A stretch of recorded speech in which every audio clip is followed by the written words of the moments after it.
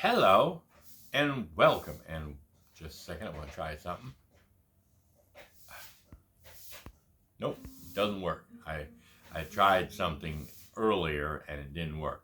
Or it worked when you aren't doing a video. When you start a video, you can't stop the video. You can take pictures while you're doing the video, but I can't flip the camera around. That would be awesome if I could do that. But anyway, my sexy maid. You didn't know I hit the lottery? I got me a maid now. Yeah, she's cleaning my house for me. I better watch it. The woman will probably knock me out with the broom. But anyway, this video today is oh wait. Hello and welcome to the world of pride. And I am your host, the one and only Kippy Love. And we, of course, the woman and my dog laying right here, so you can see her right here. Yep, she's resting. She's tired. And then I got my uncle or nephew or whatever he is, or stepson, outside playing, and my other dog, our other dog, Aspen's out there, and he's sometimes in the video, the white dog.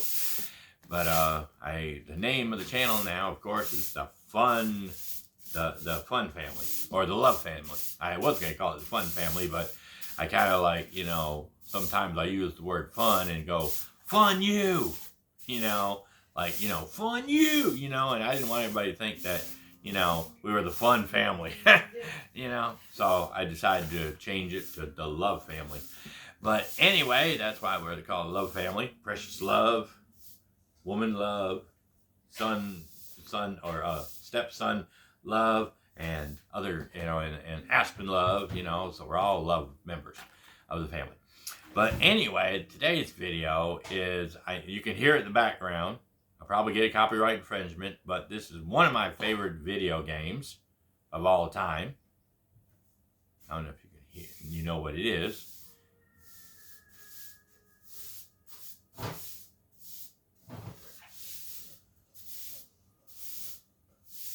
But anyway, it's Red Dead Redemption 2. I tried to play Red Dead Redemption 1, but I kept always getting stuck in that part of the game because there's one part you have to race Sadie on the horse, and it's not like on Red Dead Redemption 2 where you can push a certain button and it'll keep the horse generated so you can keep running. In the first version, it didn't have that feature, and you would run, your horse would get tired, and then Sadie would still be running at full blast and take off, and you could try to catch up to her, but then her horse would take off, and your horse would die and slow down, and then you have to wait until the horse was ready to run again, and she would always win the race, and I could never beat that stage, so I just quit playing that first version all the way. But my top 5 video games of all time that I've ever played and I love and all that stuff is, I gotta go way back to the beginning when I first started playing video games. One of my very first video games I played was Zelda. And I played all of the Zelda games up until the newest one that just came out, the one that you can ride around in the open or whatever. I forgot what the name of it is. I don't even know. I think my son-in-law, he's played the game, and my woman's played the game, but I didn't ever finish it because it was kind of weird, when you try to swing. If you try to swing this direction, it would swing up here. If you swung this way, it would swing over here. So I could never get the game to work right, so I just never played it. But I did play the GameCube version and back, from Nintendo, all the way back to Nintendo. And my favorite version, I think, was the 64 version, Nintendo 64 version, because that was, I forget what that was, the name of it. I think it was the Oracle of Time. I think that's the name of it.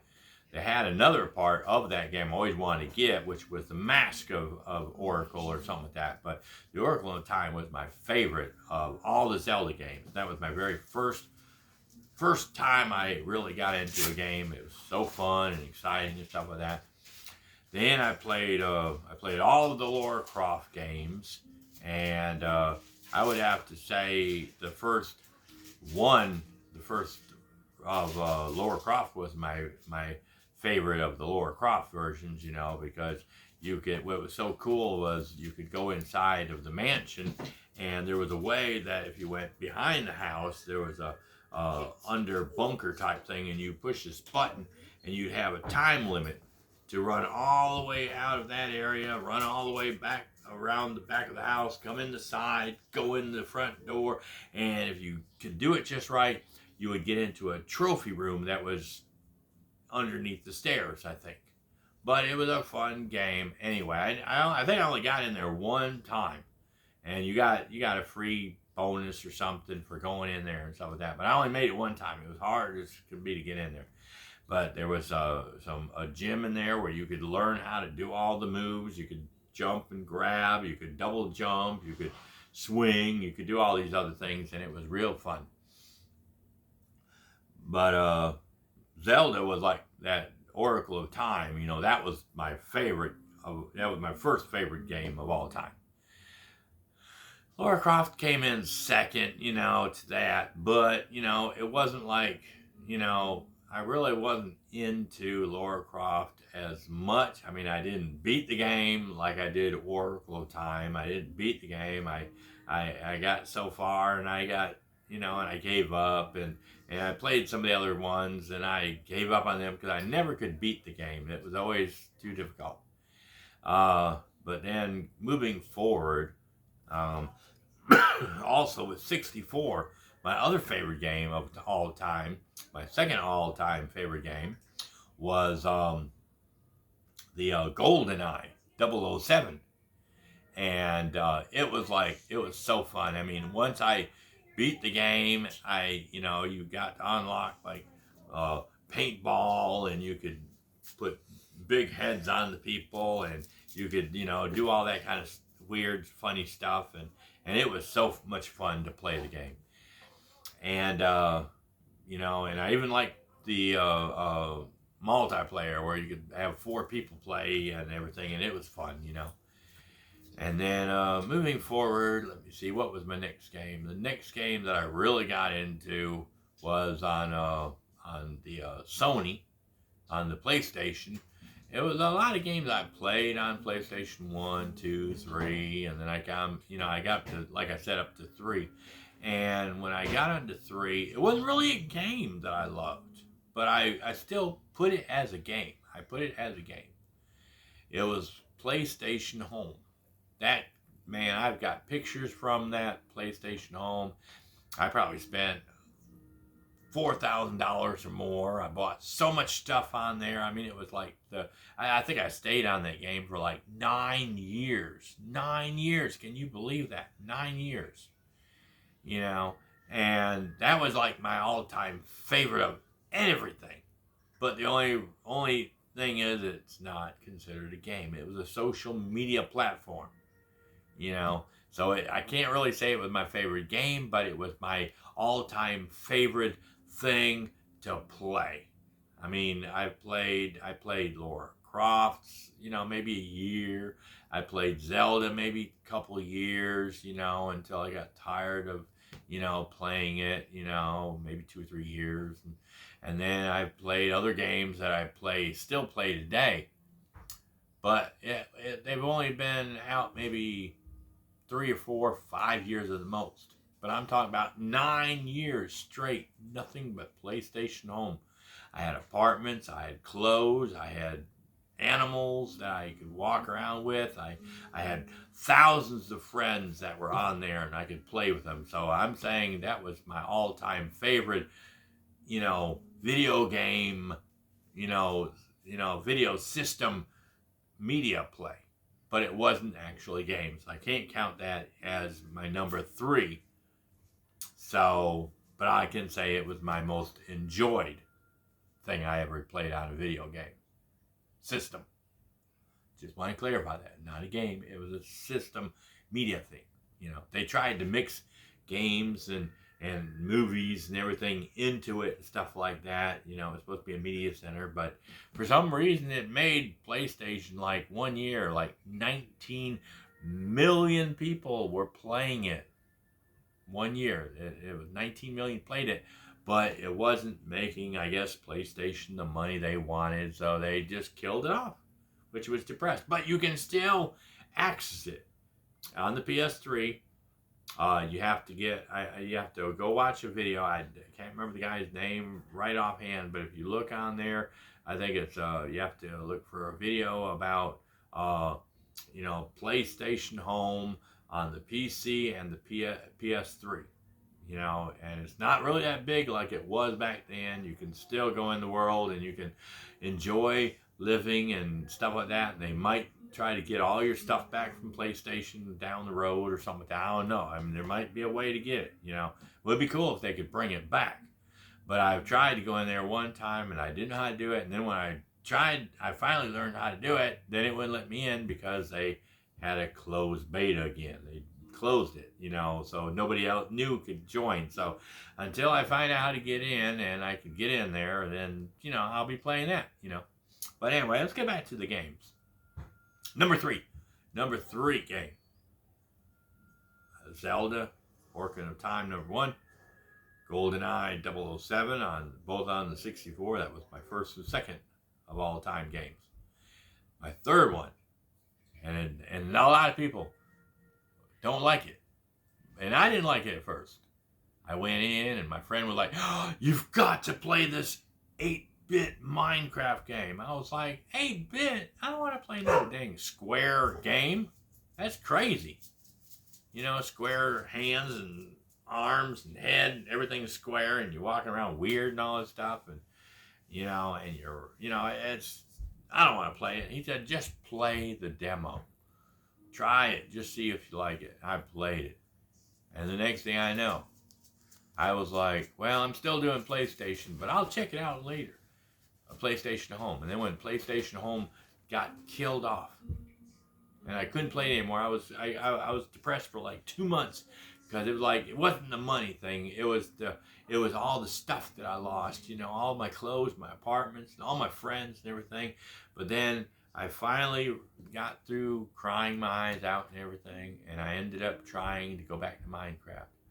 And for 2 whole months, my friends and I had there were about 5 or 6 of us in that little world of Minecraft, and we were tearing mountains down. We were leveling grounds. We were putting underground bunkers. We were building on top of the bunkers. We had each one of us had our own little section in this area. It was a big, massive, big thing. It was like something like 120 square by 120 square by 120, or 120 squares this way, 120 squares that way, 120 squares diagonal. A huge flat surface, and we all had our own little houses and our own little living spots on there, and we all worked together to build this big thing.